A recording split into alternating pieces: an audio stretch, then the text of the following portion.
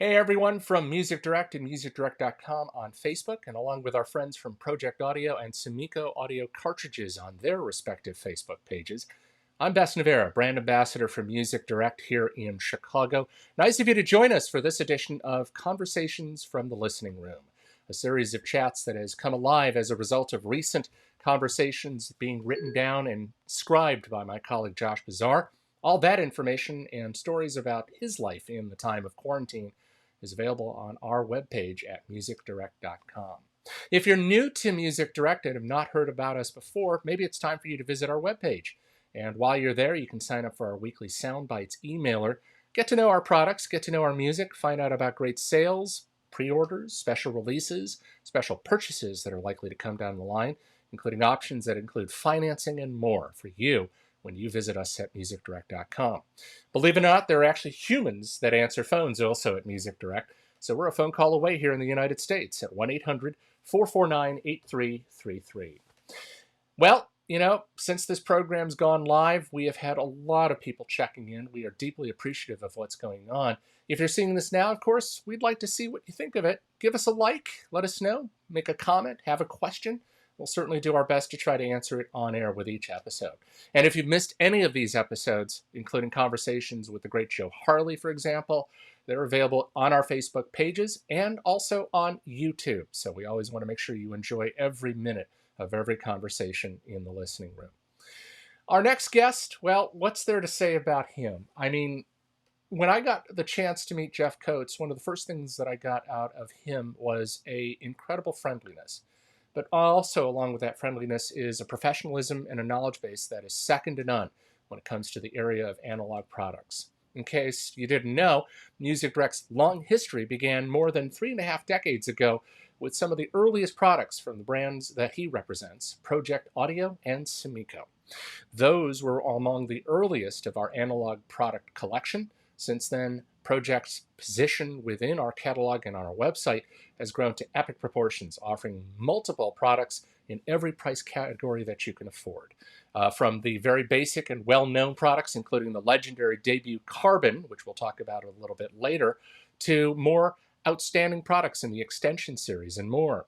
In recent months, Music Direct and Pro-Ject has collaborated to offer their latest generation of record cleaning machines. Also, not to be outdone, they've done a wonderful job with digital audio, offering a series of stream boxes and more. And what finer way to start our conversation than to go straight to the source himself, Jeff Coates. And there he is, lounging comfortably in his beautiful, beautiful listening room. Jeff, how are you? Very well, Bess. Very well. How about you? I am doing well in this unusual time. I have to admit, it's summertime in Chicago, and here in Illinois, as we've been trying to get into the Phase 3 portion of life, they announced recently that the Lakefront Bike Trail is open. So guess who's getting off the air and Hey, riding? I So love it. I intend to This is do great. that shortly, and thank my stars that this is actually happening. So. Mhm. Obviously, I certainly want to inquire as to your personal health, that of your family, and certainly of your colleagues within the triumvirate of McIntosh Group, Sumiko, and Pro-Ject Audio USA. How are things over there, and how's life going on in this unusual time for everyone? So, first off, I mean, this is always a bit of a difficult conversation. I know a lot of people are having a really hard time, and yeah, it's difficult to comment on. We've been very fortunate. My family's been healthy. We've been happy, and down here in Austin, Texas, we're keeping ourselves sane. Colleagues up in Minneapolis, out in Binghamton, New York, sort of spread all over the country. Or frankly, everybody's been okay. We've been very fortunate.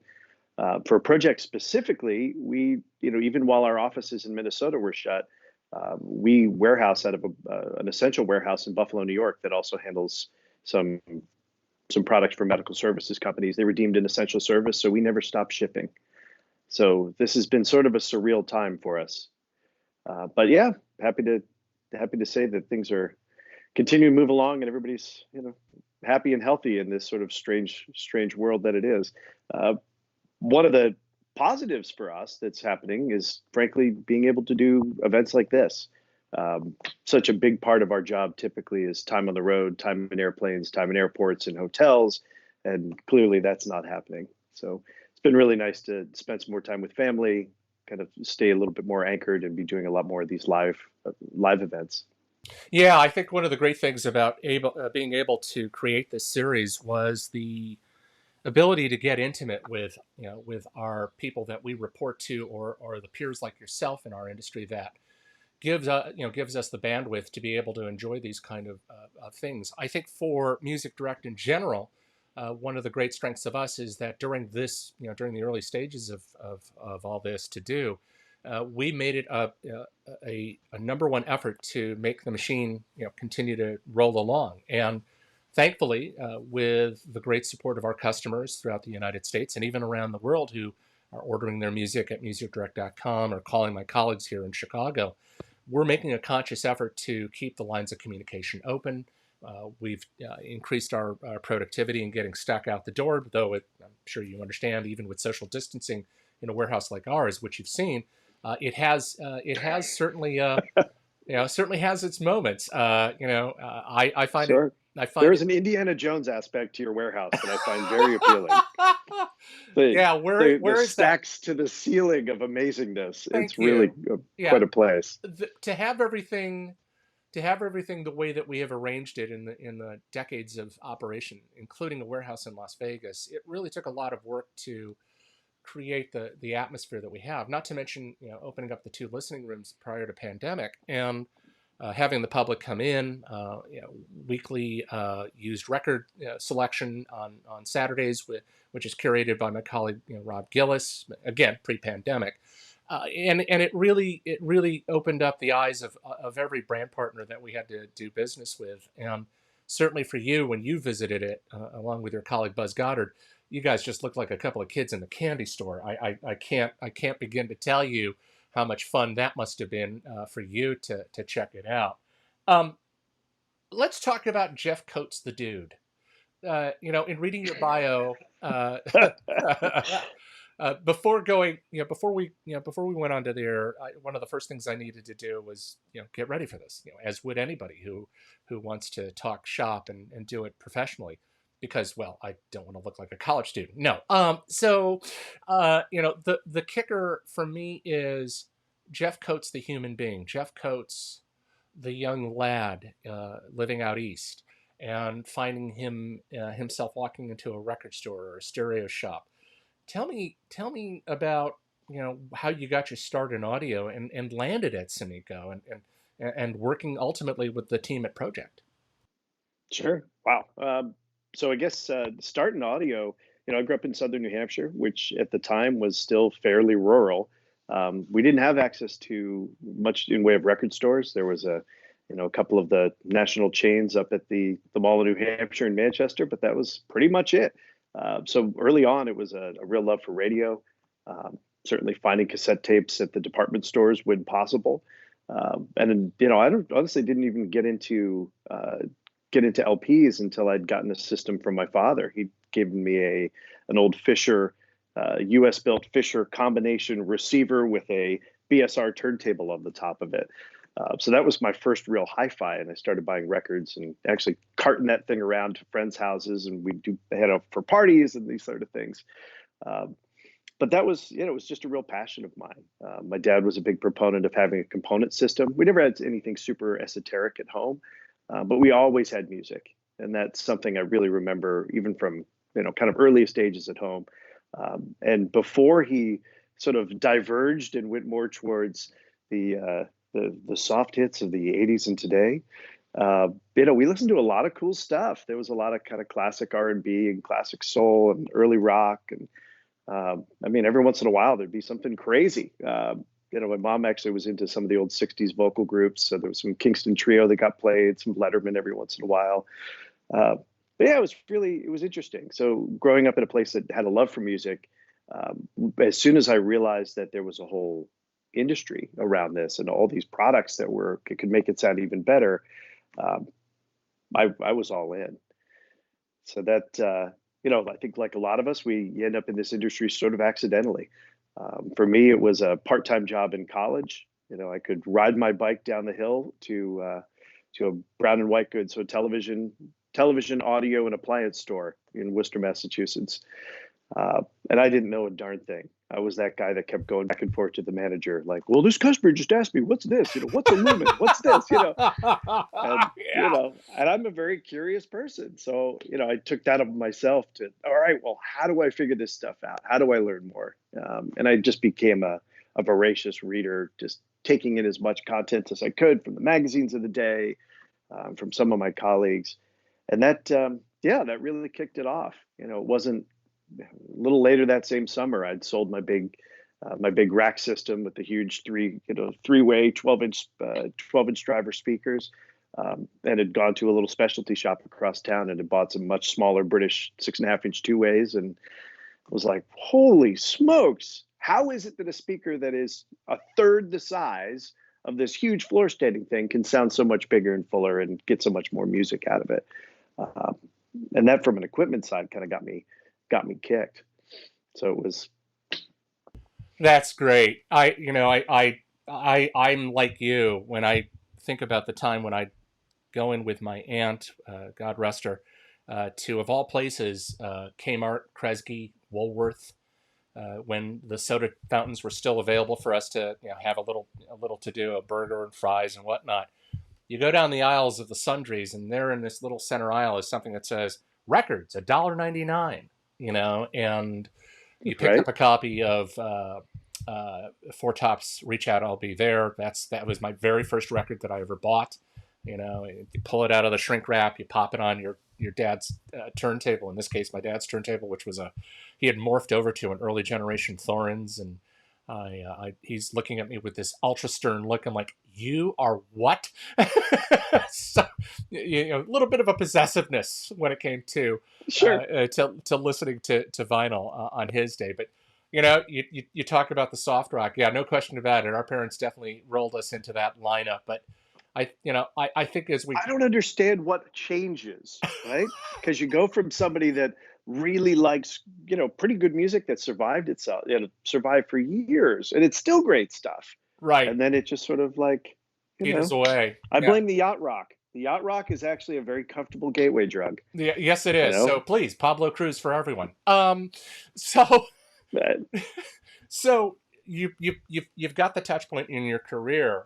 Uh, the that moment you talk about the speakers.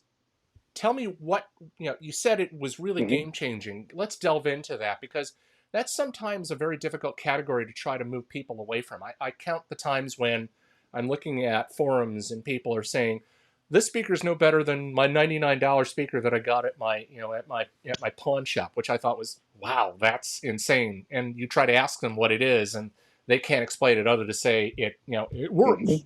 You know when someone is looking for a sound system, and we can relate this question to analog because this covers a lot of the things that we want to talk about today. Can you say to Sure. someone that there is that uniqueness, that wonderfulness when he or she or they are picking something that really hits the ground running for them musically?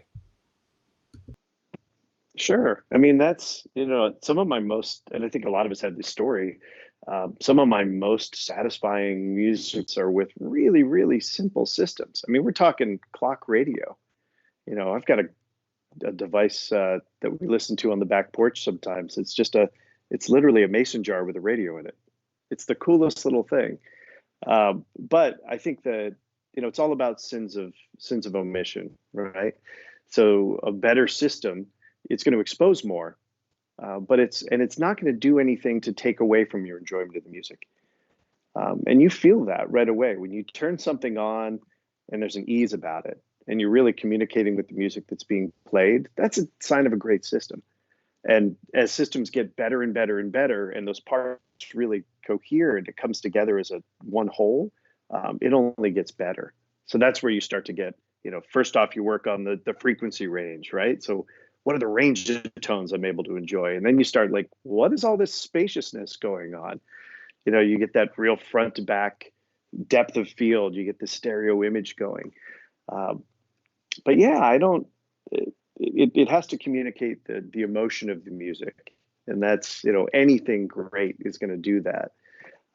But yeah, I think that's kind of the key. If you're playing it and your friends are in the room or your family's in the room or just you're by yourself and you're enjoying it, you kind of find like, oh my gosh, 10 minutes just passed. What happened?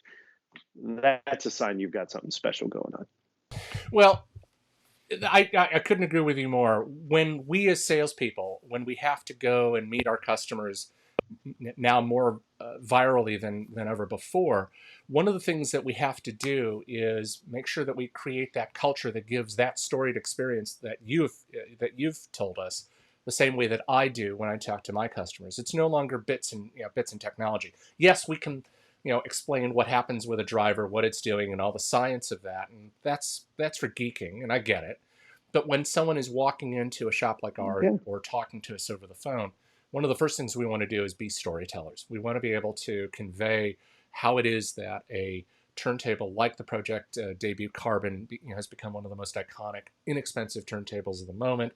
Whether it is okay for you to use a stream box, so that way when you do use your Title or use your Cobas, you increase your fidelity, but you're able to listen to your music. And I think that's I think that's a very intense thing.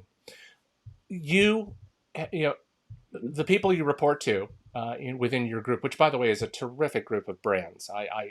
When I watched everything become a symbiotic unit over the past couple of years, and the amount of superb service that we've been getting as a dealer and helping our customers know the product better, you have to know all the people within the chain. So in your case, you got to know Heinz. So in so many words, Hmm. let's find out about Heinz Lichtenegger, the man behind Pro-Ject Audio. What did he bring to the table, and what were your experiences in getting to know him? So I've had the real opportunity and the great joy to work with a lot of great people from some of the greatest brands around. Uh, but I've never met anyone that brings so much passion and enthusiasm to his work as Heinz. He's a fantastic human being. He's really every time we get a chance to speak with him, and while we are not Pro-Ject is an independent company. We distribute Pro-Ject here in the United States as Sumiko, but we're a major partner, so we typically speak to him a couple times a week. We see him regularly, and every time we do, you come away energized and excited about something you weren't even aware of. Now, sometimes that means that Heinz got a crazy idea to manufacture a whole new line of products, and sometimes exuberance and owning factories are not great combinations, right? So the line has a tendency to get a little broad. Uh, but he has fundamentally just a love for music and a passion for the business and a passion for his people and manufacturing things properly. That it's really admirable. It's been a lot of fun to represent. So if and when you're now working with Heinz, one of the things I always have to ask is, of all the manufacturers that are out there in this universe, he, through the Pro-Ject Audio brand, has done more to propagate the messaging of analog than almost any other manufacturer I've ever dealt with. There are Yeah. models that run the gamut of something with the licensing of the Beatles, for example. There's also the top tier turntables that we have. In order for us to understand it, we have to go to the factory in the Czech Republic, and you've had the chance to visit there, and it's like this huge showroom followed by a ton of people with enough brain trust to stop time in manufacturing some of the world's greatest turntables. What's that experience in watching someone build a Pro-Ject Audio So turntable like? so he's I think it's important to kind of break that down. Heinz had already had a successful audio distribution company called Audio Tuning in Austria, and this is in the early '90s. And he had a great love for classical music, and especially classical music on analog, because at the time, and it's really hard to imagine now that streaming is so ubiquitous that even CDs seem sort of a strange memory, but they were a big deal, and CD players were super expensive. So one of the things that he always attempted to do was to build a great sounding musical system without spending a tremendous amount of money, you typically would build it around a good quality turntable. Because even a decent Denon or whatever brand Philips turntable, or excuse me, CD player at the time, a couple $1,000s. It's expensive. So there was sort of an odd thing happening in the market. There was all these larger companies were focusing all of their R&D and all of their manufacturing on building digital products. So we started seeing this bifurcation in the analog market. So you had all of these really inexpensive plastic turntables that, frankly, are still out there today, that weren't very good, but they'll physically spin a disc and get sound off of it. And then you had the super esoteric high-end stuff. There was a big need in the marketplace for something that could be musical and didn't cost a ridiculous, a huge amount of money. So a friend literally brought Heinz a turntable that was manufactured in then Czechoslovakia, and said, hey, Eastern Europe is opening up. There's this former Soviet planned manufacturing facility in Litavel that does great work with turntables. They've been building them since the 1950s. Take a listen to this thing. And in typical Heinz, fashion, he takes a look, says, yeah, no, this is quite good. This is good. This is shit. But drives over from Austria to Czechoslovakia and sits in front of this Soviet era planning board and says, I would like you to build me a turntable. They thought he was insane. They were ready to shut the place down. They didn't think there was a place for them in the West and in the modern economy. So you fast forward 30 years and now he's managing partner at that facility and then 2 others where we can do absolute world-class electronics as well. But the whole premise of this was something that he talks about as the analog way. If you go to the facility in Misselbach in our main headquarters, it's on analog way. And the idea here isn't necessarily it's got to be analog. We know we can get great sound from digital, whether it's streaming or physical discs, files from your hard drive, what have you. It's really more about deliberate listening and kind of back to that point about coming up with a system that has a musically satisfying whole when you put all those parts together. And that's really the overarching goal of the company. So as we've been able to expand, there's a huge line of products, but all of them have that same basic tenet where it's at a given price point, what can we put into this product to make it sound fabulous and meet a particular need? And when you have 3 factories, in order to be able to do that, you can meet a lot of needs. So it's a pretty big line, but it's a lot of fun product. So that's a great story. I'm really looking forward to actually jumping on a plane in the near future, and I do say near future, to be able to say I visited that factory and hung out with Heinz and really got a chance to understand one of the greatest stories that you've just conveyed to us. And parallel to that, the fact that his line of turntables has, for Music Direct, become one of the hottest brands to support over the long 3+ decades of our operation.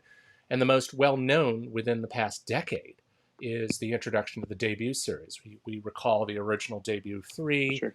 and all the other tables that have since gone beyond it.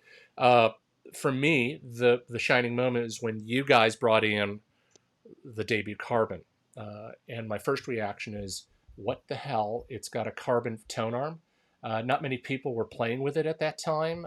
There was this sort of fear that it would not perform up to spec. It was, as soon as I lifted the finger lift, I'm going, yikes, I have too much.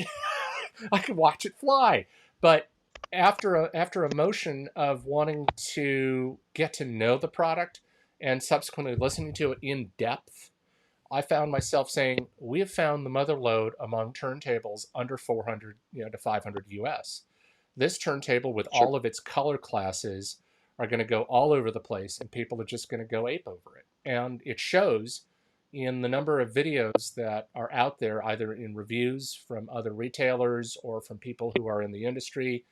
Our setup video of that turntable, which had been produced in 2013, 2014 now, is netting over 100,000 views for a table that still continues to be in production. How do you look at that table as part of the library, and is there more to the story of the Debut? So, I mean, the Debut, it's absolutely the workhorse in the line, but it's one of the purest expressions about how do you deliver the maximum amount of musical performance for a given amount of money? You know, when you look at a lot of tables at $400, so much of it goes into features, and some of those are nice. You know, we don't offer an auto lift, we don't offer an automatic feature, but instead, what we can do is provide a really excellent main bearing, really excellent tone arm bearings, a very good phono cartridge. As you mentioned, that carbon fiber tone arm, which is a one-piece design, by the way, which is important when you think about a tone arm. You know, a turntable has a very, very simple job. However, it's really difficult to pull that off correctly. So anytime you don't position the tip of the stylus exactly in the center of the groove, you're automatically going to pick up little bits of distortion. If the main bearing isn't totally smooth in operation, you're going to notice there'll be enhanced more rumble, more noise that are picked up by the cartridge and sent. You've already seen that turntable with the speakers with the woofers moving slowly in and out because you've got some sort of rumble issue on your system. And then the tone arm itself, if it can't trace over the entire surface of the record smoothly and without any additional play in those bearings, you're in real trouble. So by maximizing every little part that makes music that's musically important, the debut carbon really, to borrow that phrase, lightning in a bottle. It's a really perfect product at price point. And we've enhanced that over the years. The current version, the debut carbon DC, actually added something that we used to have in an outboard box that was $200, but a high precision DC to AC converter to make sure that we're giving the motor exactly the correct voltage to turn at the right speed. So there's been little enhancements to this product over the years. This platform is going to be with us, and you'll see further enhancements in the future. Yeah, and that's really great. I mean, the table always has legs like that when we're trying to put together a budget system around a good amplifier with a phonostage, certainly Sure. a good pair of loudspeakers, as so wonderfully characterized when you put it together for like an apartment, a dorm, a first system. The debut really holds up, but there are others within that line too. So the Essential, for example, is another sort of parallel to the history of the debut. And what's really great is that the debut allows people to go one way or the other way in terms of maturing in their desires to buy another turntable. So let's maximize that Sure. conversation. If somebody is looking at value propositions to match up to established systems, people who have really enjoyed the spirit of their first turntable but want to move forward, what are the other categories of turntables that Pro-Ject has created over the time that works for everyone? Yeah, sure. So we basically, there's kind of four main areas that we have turntables designed for. So the new T1 series, which is really replacing Essential, at least in the United States. That's our sort of basic entry level, really good quality deck, but you want to buy a quality European built product that sounds fantastic, maybe without getting into that $500 price range. Then sort of the debut range is sort of that more advanced hobbyist, somebody that wants something that's going to be absolute fantastic performance. Above that, we get into actually our latest ISA award winner. So this is a European turntable product of the year this year called the X1. So that X series, which runs from about $1,000 up to right about $5,000, and we've got many stops along the way. Those are our highest performance machines that still look like a turntable.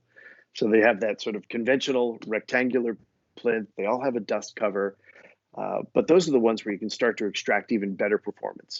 Where Pro-Ject is a lot of fun to me is, of course, at $400, we can do things that no other company in the world, certainly a European or Western company, can do. And nobody provides that same sort of focus on performance that we do.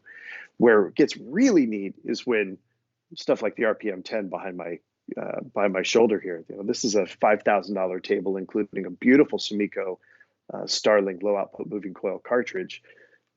You couldn't build this in an assembly house. So meaning most high-end manufacturers, they don't themselves build a lot. They have to send products out. They have somebody that machines the platter, somebody that does the carbon fiber work on a plinth, somebody that builds the tone arm, and they do the final assembly in-house. That's expensive. What we can offer performance-wise at a product like this is insane. Um, and that's, I don't know, that's one of the most exciting parts of the line for us is when you get into that sort of $1,000 to $5,000 range and compare that with some other products that are out there in the world, we can deliver amazing performance and a great value. Yeah, and it showed the very first time I listened to the 10 some years ago when it was early on in its development, as along with one of my personal favorites, which is Sure. the Extension series. I think the Extension series, for example, They're when I beautiful. first saw the 10, I was completely enamored by both the fact that it came in all these gorgeous wood finishes. So, yeah, furniture, but it also under the hood was Of course. one of the most dangerous turntables that you could possibly ask for. Excellent suspension design, mass loaded plinth, mass loaded platter, a unique magnetic bearing Mhm. methodology, which allowed for even more quiet on the design, and onboard adjustable speed control. I mean, the list was voluminous. And sometimes I think to myself, you're jamming all that sort of stuff into a box, but in the end, when you're listening to it, is it really doing the right stuff? And also to pivot back a bit, of course, Sumiko is one of the great cartridges that Music Direct proudly supports. So a product like the Starling, which by the way, I installed one on a table recently when I had to visit our office to help our teams, and I had a chance to just let it break Mhm. in on a turntable, and my reaction was, somebody at Sumiko woke up, because this is the first real affordable moving coil cartridge that I can plaintively say has all the right stuff for the type of music that I would expect to listen to it, and how it would really shape the game Yeah. for those of us. So that definitely is telling. And it's just very exciting to be able to share that experience when we talk to our customers at Music Direct or musicdirect.com. Let's talk about Sumiko for a minute, if you can. Um, Yeah, just of course. within the yeah, really, because he knows it all. No, in the past 24 months, there has been a desire to see a global change in the stylings and the performance of the cartridge line. We've all known it for decades as the Sure. place to go for your Blue Point, your Blue Point Special, your Blackbird, and other models below and above it. But in that time, you guys Mhm. really went to bat on making more than, if I'm doing my count right, about a half dozen new models of cartridges in every price point that exceeds the performance of the Pearl, that Yeah. exceeds the performance of the Oyster cartridges, and yet still says to the end user, "Hey, dude, it's reasonably priced." What must have been going on in the development team in making that? Well, I mean, there's always been a desire to improve, but that's, you hit a certain point with a product like the Blue Point number two, right? It's been so well regarded for so long. Like, how do you go back? What do you do to reset that? The Pearl is another great one, but these are basically the Pearl, especially, it's a 20-year-old design. So we went back and we looked at some of the things that we didn't like about those cartridges. We started with the little stuff, so mechanically, what would we do to make these things easier to mount? And that's easy, just actually including threaded inserts in the body of the cartridge. Then once you start thinking about the body of the cartridge, it's like, well, wait a minute, how's the motor physically connected to the body of the cartridge, and how's it going to couple to the tone arm? Is there anything we could do to pull additional resonance out of that whole assembly? Because really, when it comes down to capturing little details from the grooves on a record, that stylus, if it's moving, it's communicating that motion to an electrical signal back up to the rest of your audio system. If that motion is just something that was generated between the interface of the tone arm and the cartridge, it's going to take away detail. You're going to lose some of that musical enjoyment. So we were able to really greatly improve the amount of vibration that was transmitted by the body of the cartridge back to the rest of the system. We improved the cantilever material. We improved the actual shape of the diamond tip that we use on that elliptical stylus on most of the products, or the line contact on some of our more expensive guys. And the initial listening was like, okay, these are fabulous. And that's all the way down to the Rainier at $150. I mean, we've got a fantastic sounding new line of cartridges. So it's 4 new moving magnets, the Rainier at 149, uh, which steps to the Olympia, and then to the $300 Moonstone. Those 3 cartridges are getting fantastic press out there, and there's a good reason. I mean, they work well in a wide variety of tone arms. They're not crazy money, and any one of them, you can interchange the stylus between them. So if somebody started off with a Rainier, it's really easy for them to just take that stylus off and replace it with the Moonstone stylus and enjoy all the performance benefits of that more expensive cartridge without having to go through and remount a cartridge, which I get it. The first couple of times you do that, it's a little daunting. On the moving coil side, we've actually introduced three new models. So the Songbird, both the high and low output, which are fabulous. We do a lot with our cousins at McIntosh on some of their turntables. That's a great one for a wide range of arms, and it's about a $900 cartridge. So you're getting into some pretty rarefied air. And then the Starling, which is the guy that I have here at $1899, just a fabulous low output moving coil. But these are things that we would run up against $2,000, $3,000, $4,000 cartridges within our own lines and others, and be really, really happy about how we turned out in that competition.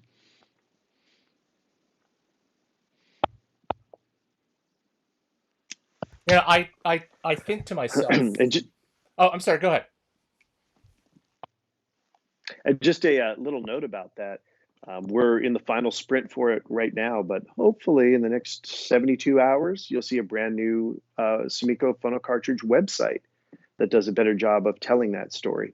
So at SumikoPhonoCartridges.com, you'll see our brand new site go up and live. That's great. Which we're really excited about. It's an exclusive. So, you touched on this about a couple of years ago. Well, it is an exclusive. There you go. First time said on TV. But it's, we've really spent a lot more time thinking about Sumiko Phono as a brand because it's important. And we have some ability to do some of the best sounding cartridges in the world. They're all handmade in Japan. So all the way down to the Oyster, right around $100, $79 US. These are hand assembled in Japan. So you don't have to buy, a $4,500 flagship low output moving coil cartridge to know that you've got some really excellent attention to detail that was spent on that. Every one of our cartridges. And that's why it's such a natural fit for us with Pro-Ject. And frankly, with our cousins at Sonus Faber and McIntosh and audio research inside the brand, everything inside the audio, the McIntosh Group and, Sumiko, our little subset, these are really all complementary companies that have that same basic philosophy of producing really excellent quality products, sometimes in a little bit of an old-fashioned way, but if only when we feel that slightly old-fashioned way, that attention to detail, that hand building is going to result in a superior product. So that whole portfolio of companies, we really work well together. That's why Pro-Ject's such a perfect fit. I'm sort of odd that we're the only line that we. Go ahead. No, after you, please. You were about to say. No, it's a Pro-Ject is, that's especially telling because this is the only line inside that that group that we don't own. Again, we're the U.S. distributors for Pro-Ject, but it's such a natural extension of what we're trying to do with all of these brands that it just makes a lot of sense. Agreed. Totally agreed. Pro-Ject has been, as we said, has been doing an extraordinarily bang-up job in dominating the market for analog products by a number of miles. But one of the things that they also do is never stop looking at the bigger picture of other componentry. As you recall, there was the entry of the little box series of amplifiers that we carried for a period of time. Now there's a newer component series that's begun to take shape.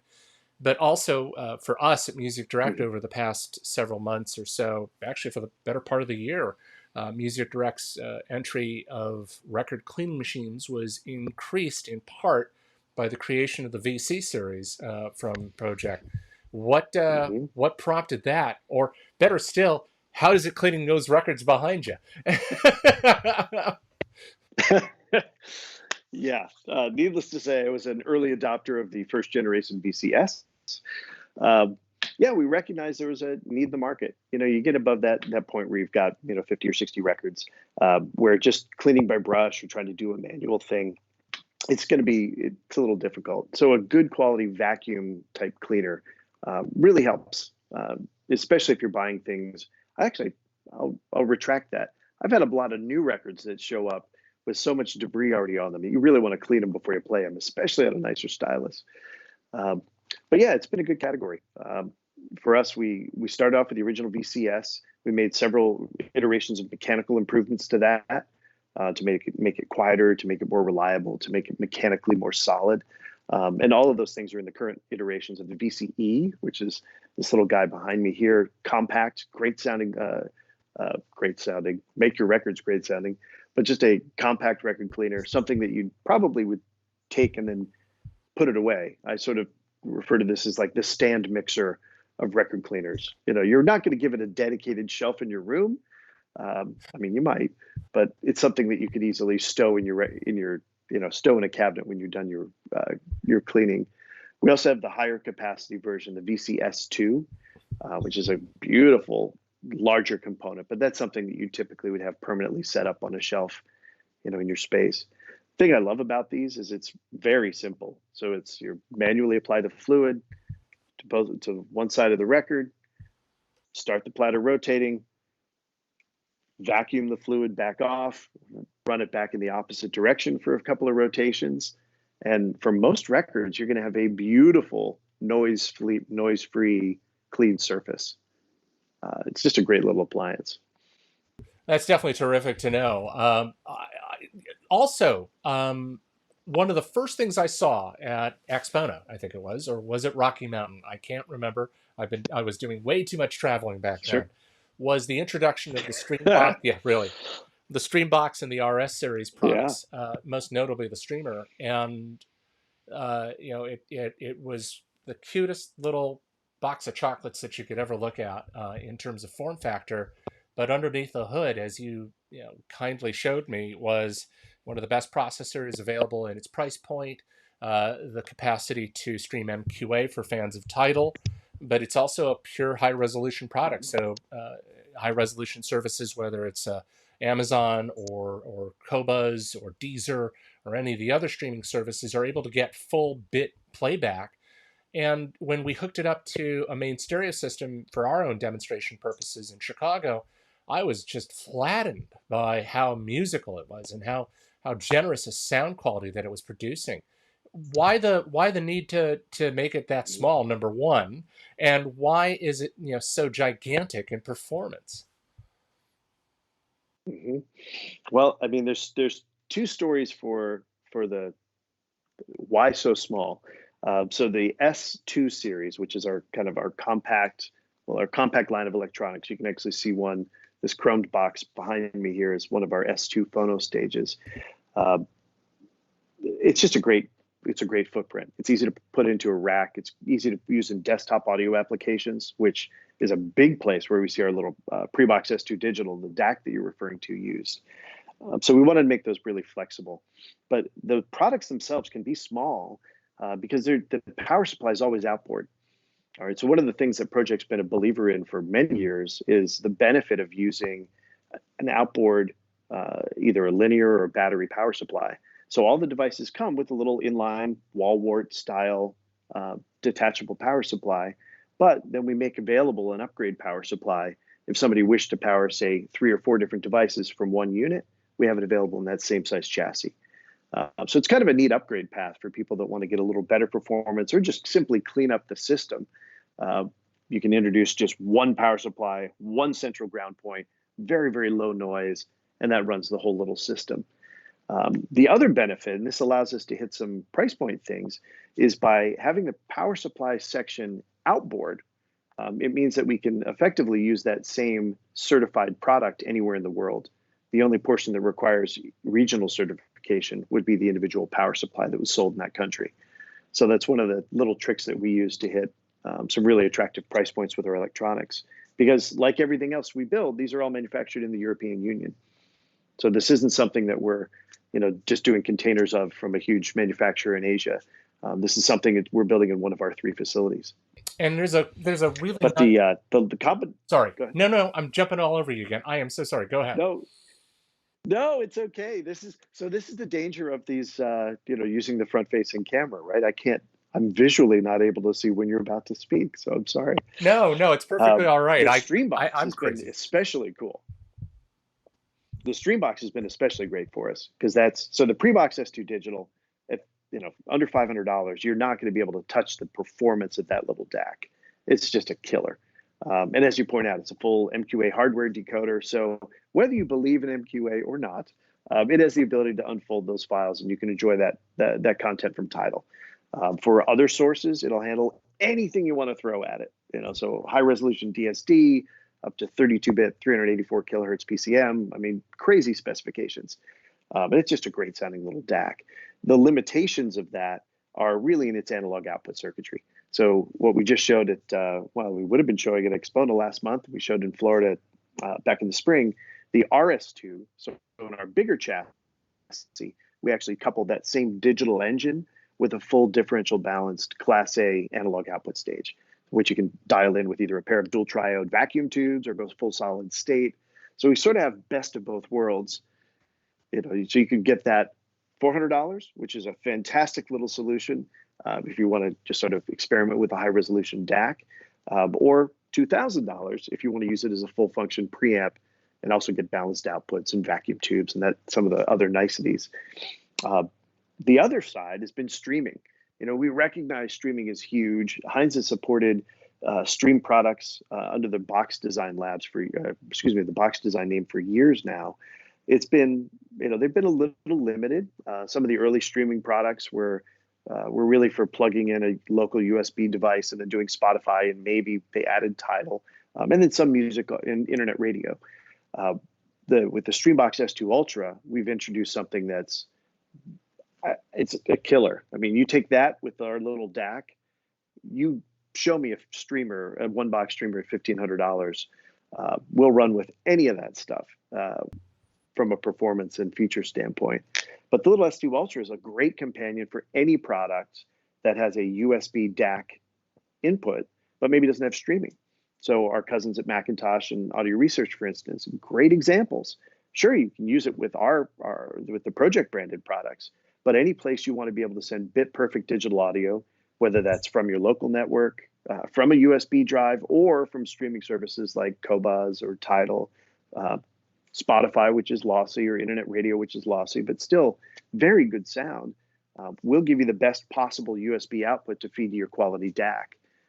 So this is a product that's really crossed a lot of, like the little Prebox, it's really crossed over found its way outside of just Pro-Ject only systems. It's been a lot of fun to represent. Well, that's pretty awesome. I'm appreciative of what's going on with that. We have about just a few more minutes. I told you time would fly. Wow. Yeah, isn't it great? I don't have the next time we do one of these, I'll have the clock queued up and I'll have a little monitor. But yeah, I mean the key for us, right? And this is it's all about, at whatever price point, there's going to be some unconventional designs, and we'll talk about the applications that those are most useful for. But it's all about, like, at a given price point for Pro-Ject. We do the same thing with Sumiko. How do we extract as much musical performance as possible with the dollars that we have to spend in that final product? So you won't get a lot of Chrome, you won't get a lot of Flash until we have some extra money to spend on that. A $12,000 Signature 12 turntable. It's going to be a beautiful piece of furniture with some beautiful brushed aluminum parts and just absolutely gorgeous. A $300 T1, we're going to put the same attention into the parts for that turntable that create good sound. So the bearing, the tone arm, the tone arm bearings, the cartridge, the plinth. And then something that we really, really value with this line. We're doing the same thing on Sumiko Phono. We're really focusing on musical enjoyment, trackability, usability with a wide range of arms, just to make sure that, sure, if you've invested $300, we feel that you deserve absolutely the best performance that $300 is going to get. Can we do better at $3,000? Absolutely. But we don't have that one break in the line where we'll say, well, yeah, it's got our name on it, but it's not really our product. We're proud of everything that we put out there. That's one of the reasons it's so cool to be able to represent these lines.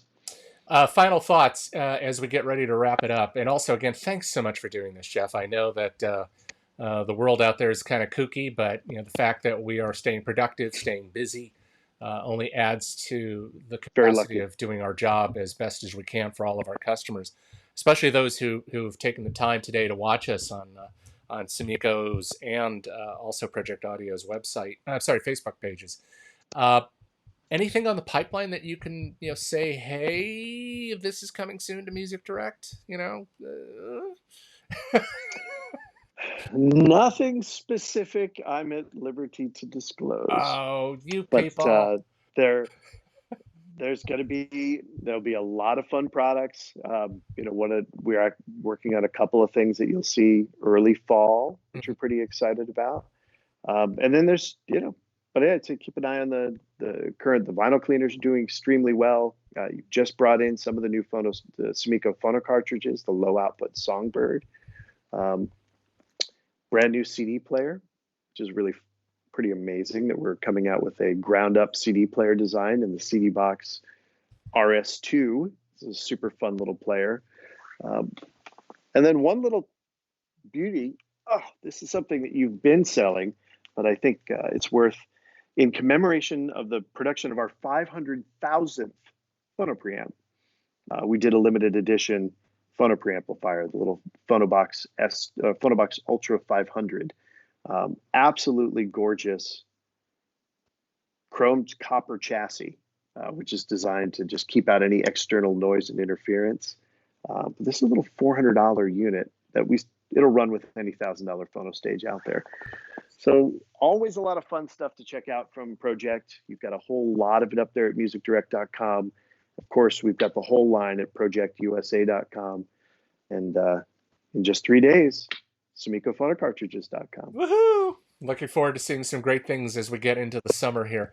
Jeff, as always, thank you so much. I am deeply appreciative of the time you've spent with us and certainly helping us understand audio and also knowing that you're well. And that to me brings a great smile, knowing that all is well down there in Austin. Let's hope we can get together, have some dinner in the near future, and just commiserate like we always do when you're in town. Hopefully. Good stuff. Thanks again, Jeff. That's it for this edition